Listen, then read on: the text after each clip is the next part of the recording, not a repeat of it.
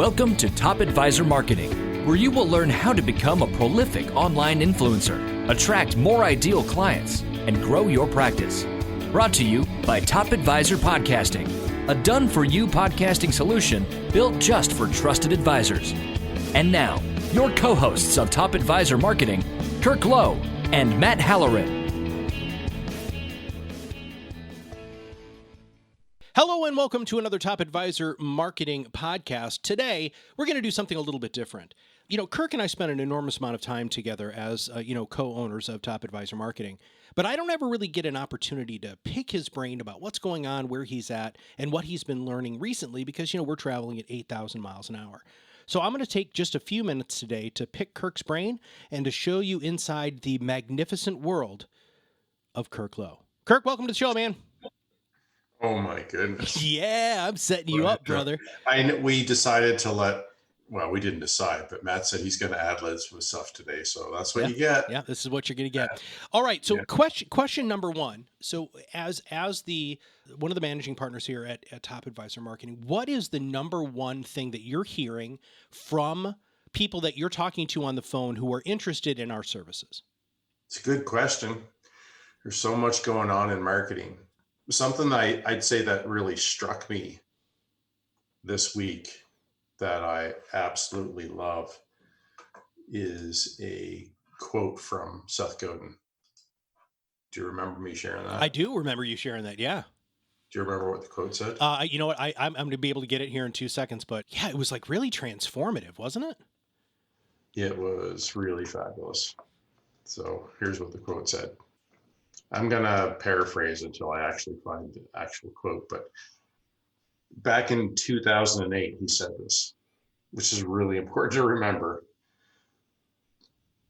And it goes that content marketing is the only marketing left. I think that's the exact quote, was content marketing is the only marketing you can do. So what I'm getting is we're having a lot of conversations with strategic partners, really successful advisors who are wanting to advocate for us with larger corporations or even in their RIA to get approval to allow people to start content marketing. So the industry, I would say the top end of the industry is really starting to realize that this fundamentally, it has to be a pretty huge shift in how this industry approaches marketing. Well, I want to pause you there because let's talk about why. Why do you think that that our industry specifically needs to make such a massive consciousness shift when it comes to how they market? Back in 2008, there was a study done by Quantivus Consulting. Quantivus, yeah, I think so. And which was run by Stephanie Bogan, owned by Genworth, I believe. Since disbanded, if you will, but they did some wonderful research. And I've quoted this before, not often, but practices who were doing under $1 million of revenue attributed 75% of the revenue from referrals, from centers of influence, and clients. Advisors who had over $1 million in revenue in their practice could attribute 90% of the revenue from referrals. Right.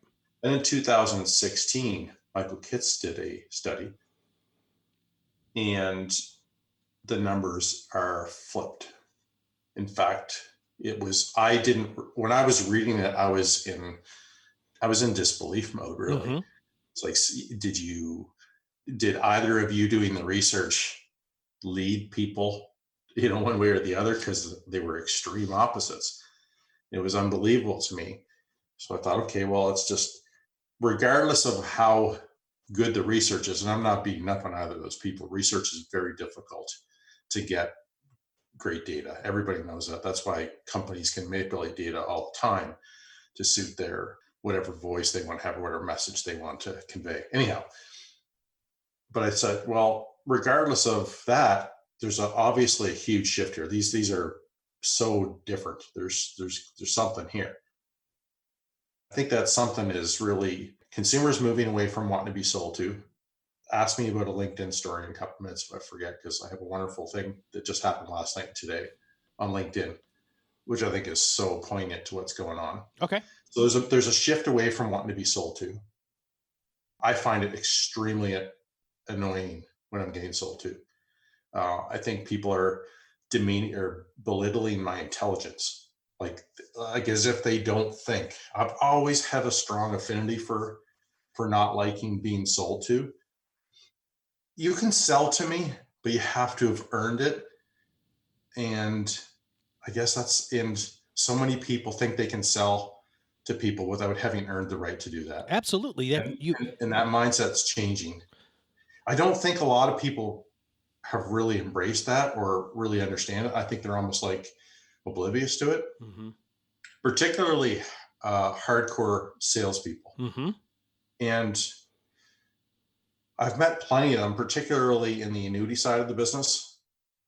I know there's a lot of annuity people that are kicking butt. I'm not going to, discuss a debate whether or not annuities are good or bad. I think, like anything, in the right circumstances, they can be wonderful and or bad. But I think there's a shift to advice, not being sold to. And I think that industry is going to have to take a long look. And we know from our experience that a lot of people in more of a sales, taking more of a sales approach, this mindset's going to be even more difficult, right, to embrace. And I think that gives the planners an advantage going forward. I just don't think they're leveraging it yet because annuity sales are still happening at well, they are incredible rates, right? And I want to hold on here. So the interesting part of all of this is even people who have had a very strong sales foundation as the majority of how they're building their business using sales tactics and techniques, the products themselves are agnostic, right? You can still utilize this new content thing that Godin was talking about in order to do that, because you have to be the person that they're going to go to in your area to find out what that product is. If you type in annuities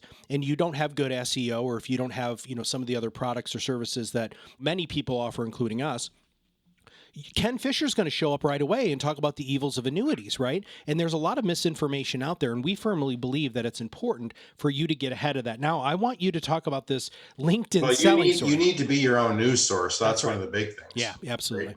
So what happened on LinkedIn? Sales is the first big shift that's happening away from. The next one is, because of that, lead generation is different. And I had a great conversation with a guy yesterday who says he's getting a tremendous amount of leads using some Facebook campaign that's being run. He didn't want to really admit, I'm not saying it was validated that he had to admit it, that this was going on, but I presume it was, because I hear it often, which is, I'm getting a lot of leads. I've written about it in my Death by Referrals paper, which is on our website, and which is, too many referrals is not good for your business for a whole bunch of reasons. But quickly, the first one is, it's a lot of work for your staff. You're chasing people because they're not really engaged. They're not fans. They're skeptics. Heard us say that a lot recently. Skeptics are hard to gain their attention because they feel like you're in sales mode, right? And they know it. So you got to get their attention so you can get an appointment. Then you got to qualify them, which is a dance that nobody likes. Tell me anybody who there are people who love selling. It's like a game, but and it's good to be good at it. But anyway. So one of the big things about continuously getting referrals, and I want to talk about the qualification aspect of it. Wouldn't it just be absolutely magnificent if all of your communication pre-qualified everybody already, and they opted in because they know that they are the ideal client? That's what content marketing does. That's the big shift, and that's the big change that people like the greatest marketer of our time, Seth Godin, is really talking about. Okay, Kirk, now you said a few minutes ago... Yeah, but that just kind of speaks to the other referral problem, is that, and you put the positive spin on it, but the other side of that is that it's a lot of work to get them up to speed, the sales cycle. So the sales cycle is going to be longer. It's going to be more arduous for you. So just imagine, like you said, take away that problem because people are already pre-sold. They're a family that come in because your marketing got them to that place in their mind. Yeah. And wouldn't it be better if you didn't have to chase them and they were chasing you, right? They're calling you and you don't have to worry about that. That's a wonderful qualifier, like qualifying filter, right? I just keep listening to you, you're better and better. Like those are the kind of people you mostly want to work with. And the problem for, I think, a lot of advisors is they're so busy chasing all these different types of clients, they're not even sure who. So anyway. Yeah. All right. LinkedIn. What happened on LinkedIn, dude? So I got a note, a message. So I connected with somebody. They requested to connect with me. I said, yes, I don't mind that at all. If I look at your profile, I think you can be of value, or I think I can be of value to what I know to you, and vice versa. It's an easy yes. So his first thing was a leading question. As soon as he asked it, I knew where this was going. So the question was, first, hey, Kirk, thanks for connecting. Next one was, would you mind if I ask you a question? Oh my gosh. So I replied, go for it. I want to have some fun. This was yesterday afternoon. Thanks, Kirk. Are you currently following any sort of fitness or nutrition system? ? I said, no, are you? This is the reply. Well, that's why I reached out. I asked because I specialize in helping businessmen reach their fitness goals while working 40 plus hours at the office by coaching them through exercise and easy custom diets. I'm doing a 2020 case study and taking on 5 new clients to coach through a personalized program. I only take a handful so I can focus my time on helping them reach their goals. This is something you might be interested in. I'd be happy to go into more detail. If not, no worries. So I sent him back and I said, I think it's my obligation in what I do to try to help people when I see them stumbling in their marketing in a very big way. There's not a chance that I'm going to do anything with this guy at this point because he did not earn to ask that. He had done nothing. It's a pure sales driven, a sales motivated thing. And I felt right away, I knew where I was headed with do you mind if I ask you a question? Do you mind if I ask a question? Wouldn't be so bad if the next thing that came out was so helpful, it would be unbelievable and there was no ask involved. Yeah, right? absolutely. You could do that, and then somebody would be like, oh, they're going to sell to me, and then all of a sudden you go, boom, you blow their mind with, well, here's a paper I did on this and this. I just wanted to make sure it was right for you. I hope you have a wonderful week, and I look forward to chatting again in the future. Something like that. Anyway, so I wrote back basically that, does this system work for you? You've established no credibility or rapport with me, and you're trying to sell me right away. I don't get it. You asked me a question, I answered, and now you think it's okay to pitch. And that is a problem. That's a huge problem with social media, right?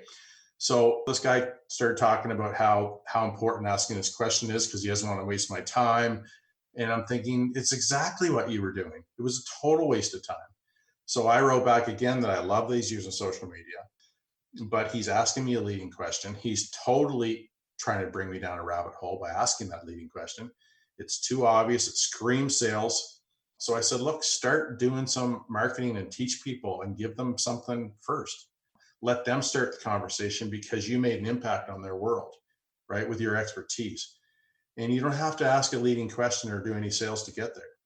And most importantly, make them feel like you care more about educating them, making a quick sale. Mm-hmm. And none of that was obvious.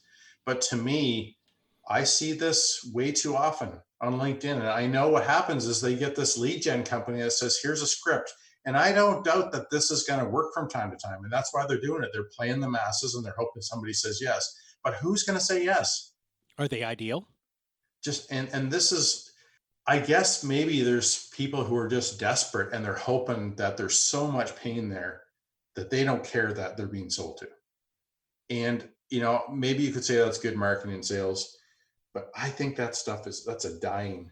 I don't think I know that's dying. Right. I know that wouldn't work for us. Right. No way that would ever work for us. Well, maybe because this is fitness and diet, there's more emotional attachment to it. But I don't know about that because that's why everybody says, I'll fill your pipeline with prospects. I'll 10x your business. Well, 10xing your business would be great, but you need to be realistic about that. If you have an appropriate content marketing piece in place over the next 24 months, you could 10x your business. And just think about that. People are saying they can 10x your business in a ridiculous amount of time that in your heart of hearts is unrealistic. But if you actually have a marketing plan where you're going to consistently cover stuff. So let's talk about the guy that you just that reached out to you. If you said, hey, can I ask you a question? And he says, hey, this is who I work with. It's something really short. And then he said, Kirk, here are the 5 things that I recommend to all of my people who I work with. See if this works for you. And if it does, I would love to set up a call. That's a very different sort of thing there, right? When you talk about, we have this paper on this website, and for those of you who haven't been on the Top Advisor Marketing website, please go, click on the blog, click on our resources page. There's like 100 papers there that are free. We don't capture your crap. We just want to be able to help people be better marketers. Now, that's where we're going to pivot here, brother. So here's the next question. There's nothing wrong with capturing. Well, no, there's not. But I'm just saying you have to be willing to give stuff up for free in order to start building that trust and relationship. Now, yeah, but we're doing it with our podcast. So you can. I just don't want people to be worried about having to have something where you get their email address, okay. Right? Well, hold on, dude. You're capturing. Well, and I'm also saying that because we're going to be capturing stuff. Well, that's fine, but I don't know about you, Mr. Lowe, but I actually have 3 or 4 different email addresses that I put in there that I know I never check, right? Because, unless I'm really engaged or really interested, I don't put a real email address in there. I'm going to go ahead and just put a fake email address in. I actually don't do that. Oh, I do. So anyway, you are truly a much better person than I am, and we know that. But I want to switch gears here because we don't have a lot of time left. Wait, yeah, hold on, dude. Here we go. So here's the last question. We both have been going through a process that has been freaking unreal, and some of you might think it's interesting that Kirk and I, especially Kirk, would engage a marketing and branding company in order to really take a look at the stuff that we've done. Would you just take the last maybe 5 or 6 minutes of the podcast and talk about this experience of working with this company and as a brander, what you have learned, and as a marketer, what you think has really stood out? Well, what you started off this call by asking me was what's changed. And I think outsourcing is picking up steam a lot. It's incredible. I mean, we're using it in our business a lot. We can't afford to hire during our growth phase here certain types of roles as full time. We don't have the resources, and a lot of our listeners are in the same boat, right? But there's stuff we're not as good at as we are other things. Admittedly, setting up the systems for email nurture, we've done simple ones for our clients before. But this more sophisticated stuff that we're doing right now with the one we've hired is unbelievable. We're setting triggers and systems for processes and onboarding and all kinds of neat things in email and our Influencer Academy that we were hoping to launch in July, which has passed us by because we're so busy, but we'll get it done in the fall. I promise you that. But there's a lot of things that you need to consider bringing other people on. And for us, I've been doing branding for a lot of years, and I feel confident at it, that's for sure. But we're looking at taking our company and hitting another level. And Top Advisor Marketing has been a wonderful name for us. It's very obvious, but we want to be bigger and better. And we're always looking to get better, just like hopefully you guys are, our listeners.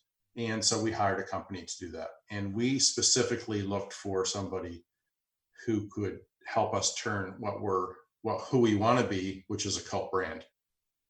And so in cult brand, really I think the real defining moment, as we've learned from these guys, is a company that doesn't have to advertise, which is pretty interesting because this is a conversation we're having. So what does that mean? You don't have to advertise.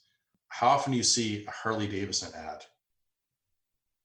I mean, you see them, but not like they spend 85% of their marketing budget on existing clients. They're a wonderful cult brand, and they've done it by taking care of people. by giving a ton of quality and value. They're all about the experience, the client experience, wonderful things like that. So for us, we want to start thinking about how we can do that in our business. We got a long way to go, but the appetite is there, the passion's there to do this for our advisors and for our company, and really our employees too, right? Because I think that we have really engaged team who really care about each other, who care about doing really good work, and who really want to do a great job for our clients. And so that's really important.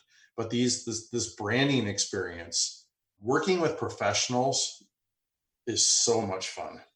It's just so easy, and you can experience what it's like to do a good job. And that's what you would want your clients to feel like when they work with you, right? When they outsource their financial planning, their investment management, their taxes, their legal affairs, whatever it is you're doing for them. You want them to feel like have an amazing experience. And working with the guys that we're working with, it's been an amazing experience. Anyway, one of them helped author a book called Fix.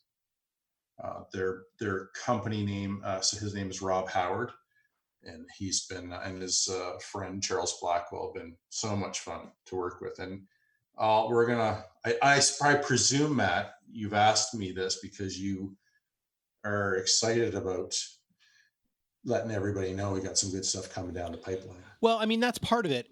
Really, it's a lot of it. And it's just when you know that you have hired the right person, and I want everybody to understand that when you hire a marketing company, whether it's us or whether it's, some of our good friends who market for financial advisors, or when you hire a branding company, you don't always hit a home run the first time. You really need to kind of test the waters. And this is really important for the whole expertise economy. We had already tested the waters with Rob and his team because we read the book and you went to a conference last year, right? So we already did all of our research. So when we hired him and his team, we knew that they were going to be the right fit. And their conference shaped my mind on, I want to call brand. That's right. And then we got the book, and we get introduced to their network, and it was like, these guys are insane. What these guys do is unbelievable. And guess what? When we're going through the branding process, it's been the same thing. And you guys, what we're coming out the other end with as far as a new brand for a company, it's unreal. Matt and I are just through the moon excited. Want to create something really big and wonderful for the world. Be their own loud. And we're not going to give any way the new terminology away. And the talking points. Yeah, we're just kind of teasing everybody a little bit. We're keeping a lid on that. I don't know when it's going to be here, but 2021, I'm guessing. Yeah, which is just around the corner. But the reason why I really wanted to bring it up, and I'm going to kind of close out today's podcast, but the reason why I wanted to bring it up, one, is you need to do your due diligence. And part of doing your due diligence isn't just on investment management, financial planning, broker-dealers, but your clients, your ideal client, is going to be doing the due diligence. Are you living in that area, in the medium they prefer, while they're there, with customized content that is your thought leadership in an area that's accessible to them so they can get to know who you are? We are not a quick fix. I've said this many times before, so has Kirk. You don't hire Top Advisor Marketing and think that you're going to get clients in the first 6 months, because it's momentum. Right. But once you get that momentum, 9 months, all of a sudden you got 12 months of podcasts in the can. You're consistently having the same messaging. You're doing a great job on social media. You are going to have the momentum needed that you can just start accepting new clients really easily, because they're the ideal client, because you're speaking directly to them. That's the goal. I know that financial services is hard. Kirk and I are both entrepreneurs, and you know what? It's really tough to start and grow your business. It's really tough when there's a lot of things outside of your control. We experience all of that too. But the momentum that we've built over the last 2.5 years has led to some pretty amazing opportunities that honestly we thought were going to happen, but now that they're happening, we were pretty surprised. And you can do the same thing. You just have to be patient. You have to have a plan, and you have to find somebody who knows and understands you. not the college kid down the street who knows nothing about financial services or a company that's never worked in financial services. You need to have somebody who truly gets the ins and outs of this industry so that they can step in and be your voice. That's the thing, Kirk, that these guys, Howard and Charles have done, Rob Howard and Charles have done, is they've really been able to grab what you and I say and turn it into stuff that I could see myself saying for the next 10 years. All right, closing thoughts, and then we got to go. Hopefully this was an eye-opening podcast for you, for Matt and I just kind of shooting the breeze over a virtual coffee here. And that's what the intention from Matt was just, let's just start chatting about what's going on in marketing. And those are the biggest things. And you got to think about what's going on in your world. How could this change your world? This mindset shift. I'm not talking about working with us. I'm just talking about for yourself. Can you start creating content? If you can't start creating content because you don't feel like you have the expertise, then how are you going to get there? Are you going to partner with somebody? What can you do to create a business model that has tons of fans and very few skeptics? Mm-hmm. Leave the skeptics behind. And what would that mean for you? Just think about that. Why don't you start thinking and spending more and more time thinking about that? And that's really, I think, a wonderful parting thought, hopefully, for everybody. Absolutely. And Kirk said something to me earlier this week that was eye-opening for me personally, which is give yourself permission to market to who you want to market to. You don't have to market to everybody. You don't have to market to the people who you don't like. You don't have to market to a specific age demographic within a specific zip code. Market to exactly who you want to walk in your door with a smile on their face, who are going to be happy clients that you like to see. All right, with that, if you have not subscribed to the podcast, make sure you click that subscribe now button below. That way, every time we come out with a new podcast, will show up directly on your listening device. And if you have any podcast topic ideas or guest ideas, please email me, Matt, at topadvisorm, that M is for marketing.com. So for Kirk Lowe and everybody here at Top Advisor Marketing, we'll see you on the other side of the mic very soon. Are you ready to change the way you communicate with your clients? Are you tired of being the best kept secret in your area? Learn how to become a prolific online influencer, attract more ideal clients, and grow your business. Contact us today and see what the power of podcasting can do for your business. Click on the Contact Us link on our website at topadvisormarketing.com and set up a call to learn more. Follow us on LinkedIn and Facebook for more updates and information. This was brought to you by iris.xyz, a platform helping financial professionals become better in business and life through new media and new voices. Visit them and learn more at iris.xyz.